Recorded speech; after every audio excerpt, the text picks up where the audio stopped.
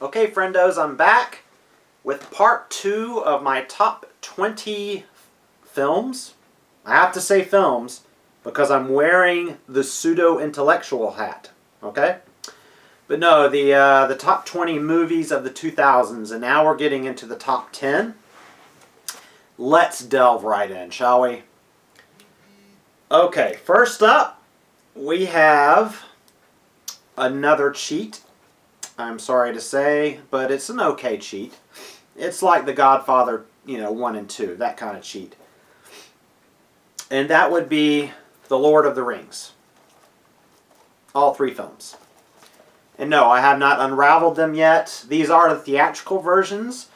I was in an uproar when they first released these. I refused to buy them. I remember that first Black Friday, they even had them on sale at Target, but this past Black Friday they had them at Walmart for $5 a piece, and I realized, you know what, this is the way that I saw them in the theater, and that was the most important experience. The second experience was getting the extended versions every Christmas, and it was always exciting to watch the film that way, and I prefer the film in the extended versions and all of the special features that came with those beautiful editions.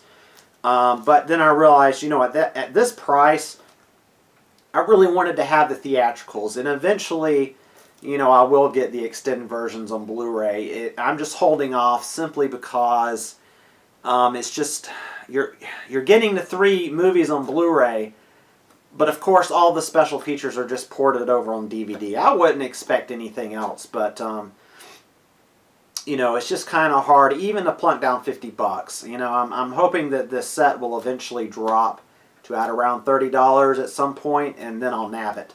But anyway, I'm really digressing into the bargain hunter part of me. I'm sorry. But that's okay because, I'm not really going to spend a lot of time talking about these movies. This is no surprise. These movies would be on a lot of people's top 10 list, top 5 list. So, I'm going to move on. Moving on to number 9, I believe.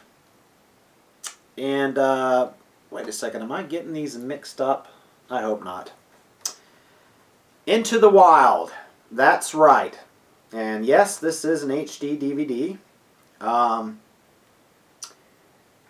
Sean Penn really should stay behind the camera more. I don't know if I've ever really talked about this. Sean Penn's not really one of my favorite actors. It doesn't help when critics say that he's the greatest actor of his generation. I don't agree with that. I hate it when people are called that. I don't think you can single out any one actor and call that actor the greatest actor of the generation. I just hate that shit. This movie, it's a gorgeous, beautiful film. Sean Penn is truly a great director. From his debut film, The Indian Runner, I believe that was The Indian Runner. That's the title of the film, right? I believe it came out in 90 or 91, had David Morse in it. All of his films have been really good, but this, so far, is his crowning achievement, in my opinion. Of course, the source material is great. The adaptation is great. The performances, everything about it. It's a movie that makes you feel, definitely, and it's a movie that's got that intangible something. All right, moving on to whatever number this is, but I thought this movie was going to land in my top 5, and I'm a little bit confused as to why it's not. And that would be my documentary pick from the 2000s, which, by the way, there were a lot of great documentaries in the 2000s, and I count on you guys to remind me of a lot of those documentary films. I don't know if I've talked about this a lot, but I am a huge fan of documentaries. In my opinion, a really good documentary will best a fiction film any day. There's just so many fascinating documentaries out there, but what I picked is Lake of Fire. It is a very difficult film to watch, from Tony Kaye. Of course, Tony Kaye directed American History X, and but this is by far his crowning achievement, and I don't know if he'll ever top this film. This film is right here. They say things. They say things like monumental. I hate using words like that, but I will agree with that. This is a heavy duty film. This is a movie that I dare you to watch. You know, whatever side of the abortion debate you may fall on, whether that be, you know, to one side or the other or a middle ground. This movie really, you know, all documentaries, you know, speaking of subjectivity, it's very difficult to find a documentary that has a certain degree of objectivity to it. But this film really does show you in a sort of dispassionate way. The camera is sort of a dispassionate viewer to the proponents of both sides, and just a dispassionate lens into the whole world of this debate. And it's gorgeously shot on black and white film, and I believe it was shot on film. Pretty damn sure it was shot on film. And if I'm wrong about that, I'll feel really bad, because I usually know when I'm watching film and when I'm not. But anyway, again, I digress. Listen, guys, you know, you got to see this documentary if you haven't seen it. Okay, moving on. I believe this is number 7. I'm not sure. Anyway, that would be 300 in the beautiful Blu-ray book edition. There's so many editions of this movie. 300, again, when I first saw this in the theater, well, for one thing, I saw it with the wrong crowd. I didn't really get it. You know, I thought the visuals, of course, were beautiful. I didn't really like this movie too much when I first saw it. But again, when I revisited it on Blu-ray, it grew on me and grew on me and grew on me. And now I just think it's rewatchable, and it's not just a piece of fluff filmmaking. You know, the story, it's got a great story. I love that narration. The style. This is probably the most you know, my favorite stylistic film of the 2000s. And you know, what more can I say? This is another film that would make a lot of lists. And a film that has been talked about quite a bit, so I won't linger on it too much. Okay, now we're getting close here, folks, and I'm going to start out here with the 1-2 punch, as I've been wanting to say, and that would be Christopher Nolan's The Dark Knight. Yes, this is the Bat Pod edition, which, crazy enough, was at Blockbuster for a long time this past year for $10. I guess they overproduced this edition, but of course, I don't know. I like it. It's very cool. Again, this is a movie that's been talked about, but this is one of those big budget Hollywood films. It's almost too overpowering. The opening sequence gets you. When you sit and watch the opening sequence, the first time in the theater, and you're watching that opening IMAX sequence, the bank robbery, you know you're in for a great film. You just know it. And that's what I love about great films, is when you know within the first minute or two that, oh my God, I'm about to watch a great film. And that's what The Dark Knight is. And again, you know, this is one of those movies that I find myself watching. If I had I should have a top 5 Blu-rays that I watch more than any other movie. This would definitely be in it, because I watch it quite a bit. Now, for the second part of the 1-2 punch, and I'm cheating here. I'm really cheating here, because this was released in 2010. And that's a cheat, but I have to put Inception in here. Even though it's a colossal cheat, hey Crazy, why don't you kick off the 10s with Inception instead of putting it in there. I don't know. I'm breaking a big rule here, but this is my briefcase edition, the UK briefcase edition of Inception. I have several editions of this movie. This movie and another movie that we have yet to talk about are the two movies that I watch more than any other movie. God damn, this movie is so great and grand and overpowering, and definitely students of film should study this film, especially students of screenwriting should study the script of this movie. I don't know. I just fucking love this movie. This is my favorite Christopher Nolan film. I'm sure many of you would disagree and say The Dark Knight. You would question me, what about Memento? But, you know, even The Prestige. But I've already got, you know, 2 of his movies in here. So that's that. And so now moving on, we're down to the top 4 here. This will come as no surprise. There Will Be Blood. This is one of those films that made me feel like they can make great movies. They can still make great movies. And what I mean by that is I consider the 1970s to be the last great golden age of Hollywood.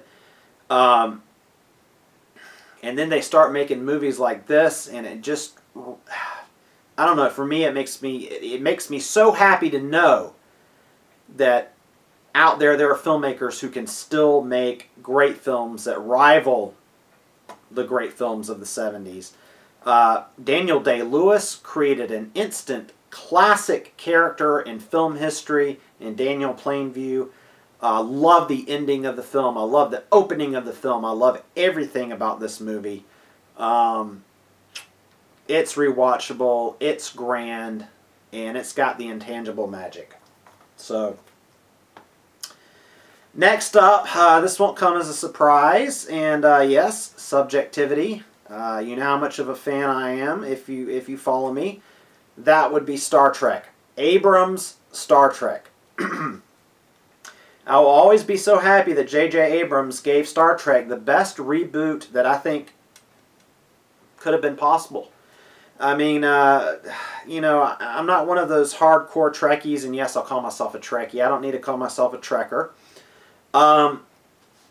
You know, I didn't need to see something more cerebral. I'm glad he reached to a mass audience. I'm glad he reached out there, and I'm glad this movie did so well, because that way we can have more Star Trek, you know? I mean, but beyond that, that's not why this movie's here. This movie is eminently rewatchable. So well done. It just whizzes by.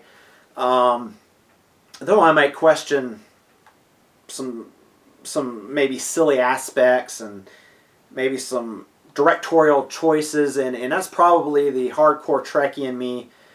But Star Trek, guys, and this along with Inception and The Dark Knight, the you know, top 5 movies that I will watch over and over again. So, thank you, J.J. Abrams, for bringing us Star Trek, bringing it back to life. Okay, for my number 2 pick,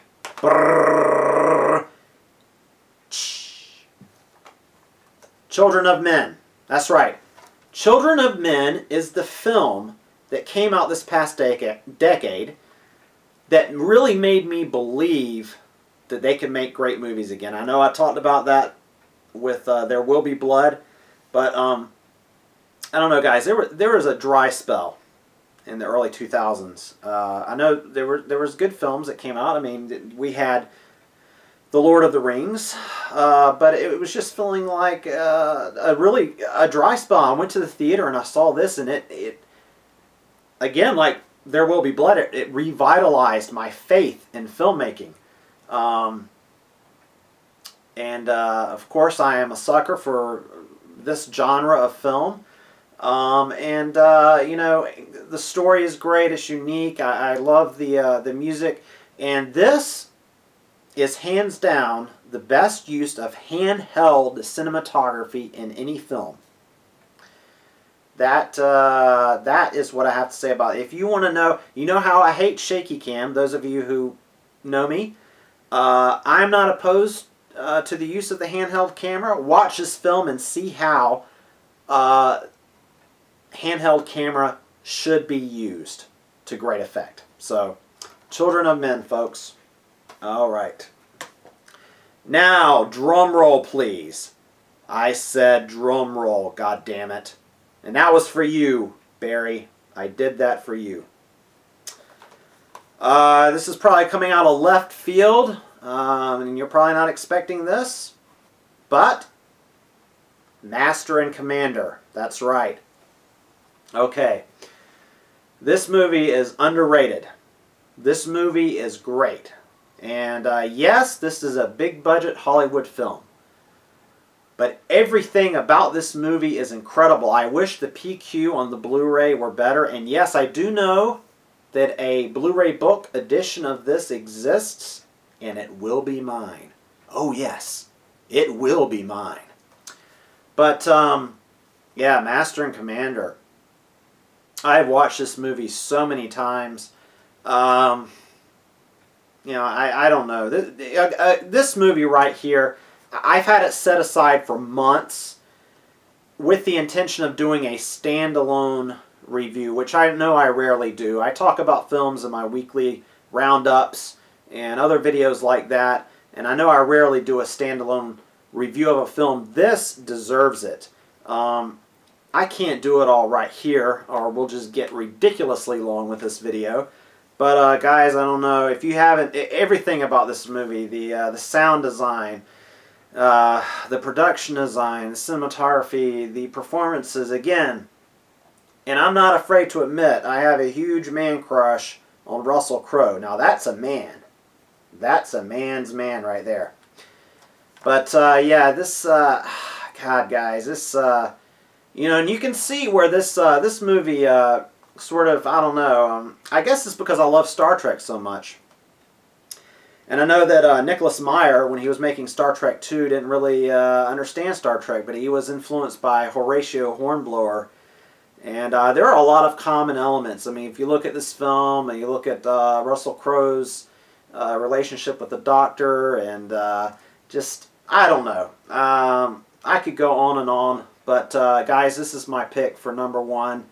Probably you're thinking, there's so many other films in here crazy that you could have picked as number one. Why Master and Commander? I don't know. Just got a wild hair up my ass. And I want people to see this goddamn movie if you haven't. And especially I want more people to talk about this movie and appreciate it for the great film that it is. And I want a better transfer, damn it. And also, I was going to make a statement in the individual review that this is the number one movie that I wish Criterion would pick up and give the Criterion treatment to. I know a lot of you guys may roll your eyes at that thought, but that's what I want. Either that or a really good studio treatment of this film.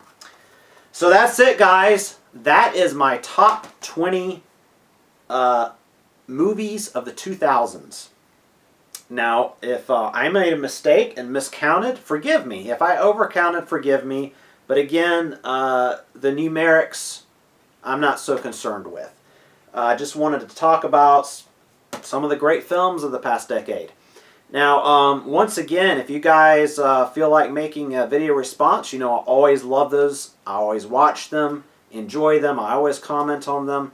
I'm really eager to know what you think the best movies of the past decade were. In fact, you know, I'm more eager to know that than any of the other videos I've made, I think, because it you know, we're talking about a decade here, folks, and we're talking about narrowing down so many movies to such a small number. And again, if you just want to share a top 5 or 10 or 20 or 50, whatever you want to do, but that would just be awesome. Thanks for watching, guys, and you know, there will be a resumption of my movie adventures somewhat in the near future, but I have been catching up with all of the purchases I made from November and December. So I've been doing a lot of movie watching, but once again, guys, thanks for visiting the Wacky Emporium, and I'll see you next time.